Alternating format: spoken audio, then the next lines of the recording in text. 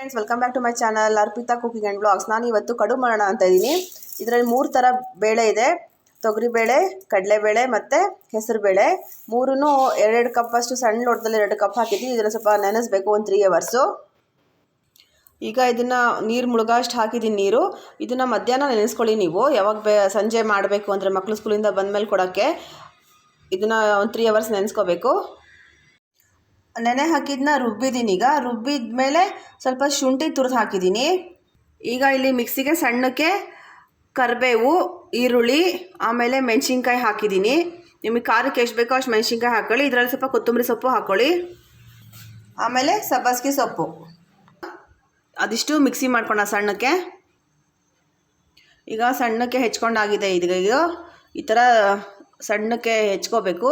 ಸಬ್ಬಸಿಗೆ ಸೊಪ್ಪು, ಈರುಳ್ಳಿ, ಕರಿಬೇವು, ಕೊತ್ತಂಬರಿ, ಮೆಣಸಿನ್ಕಾಯಿ ಇದಿಷ್ಟು ಇದಕ್ಕೆ ಹಾಕೋಣ. ರುಚಿಗೆ ತಕ್ಕಷ್ಟು ಉಪ್ಪು ಆದಮೇಲೆ ಹಸಿ ಕೊಬ್ಬರಿ ಹಾಕ್ಕೊಂಡಿದ್ದೀನಿ. ನಾನು ಫ್ರಿಜ್ಜಲ್ಲಿ ತುರಿದು ಇಟ್ಕೊಂಡಿದ್ದೆ. ಈಗ ಇದನ್ನು ಮಿಕ್ಸ್ ಮಾಡಬೇಕು. ಜೀರಿಗೆ ಮತ್ತು ಅಜ್ವಾನ ಹಾಕಿದ್ದೀನಿ, ಅರ್ಧ ಚಮಚ. ಈಗ ನೆಕ್ಸ್ಟು ಇಡ್ಲಿ ಸ್ಟ್ಯಾಂಡ್ಗೆ ಎಣ್ಣೆ ಹಚ್ಚಿಟ್ಕೊಂಡಿದ್ದೀನಿ. ಇಲ್ಲಿ ನೀರು ಕುದೀತಾ ಇದೆ. ಇದನ್ನು ಶೇಪ್ ಮಾಡೋಣಂತೆ. ನಿಮಗೆ ಯಾವ ಥರ, ಈ ಥರ ಬೇಕಂದರೆ ಈ ಥರ, ಇಲ್ಲಾಂದರೆ ಚಪ್ಪಟೆ ಥರ ಮಾಡಿ ಇಡೋಣ.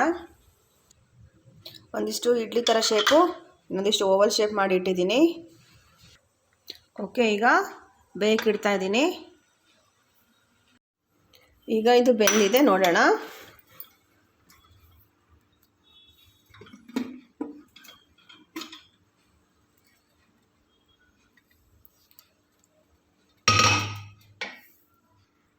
ಎಷ್ಟು ಚೆನ್ನಾಗಿ ಕಾಣಿಸ್ತಾ ಇದೆ. ಬಿಸಿ ಬಿಸಿ ಇದು ತುಪ್ಪ ಹಚ್ಕೊಂಡು, ಇಲ್ಲ ಕೊಬ್ಬರಿ ಚಟ್ನಿ ಹಚ್ಕೊಂಡು, ಇಲ್ಲ ಖಾರ ಚಟ್ನಿ ಹಚ್ಕೊಂಡು ತಿನ್ಬೇಕು ಇದನ್ನು.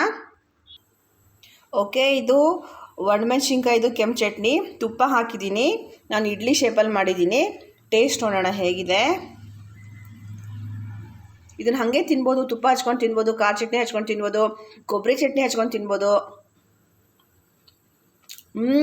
ತುಂಬ ಚೆನ್ನಾಗಿದೆ, ಸೂಪರ್. ನೀವು ಮನೇಲಿ ಟ್ರೈ ಮಾಡಿ, ಇದು ತುಂಬ ಚೆನ್ನಾಗಿದೆ. ಈ ವಿಡಿಯೋನ ಲೈಕ್, ಶೇರ್ ಆ್ಯಂಡ್ ಸಬ್ಸ್ಕ್ರೈಬ್ ಮಾಡಿ. ಬಾಯ್.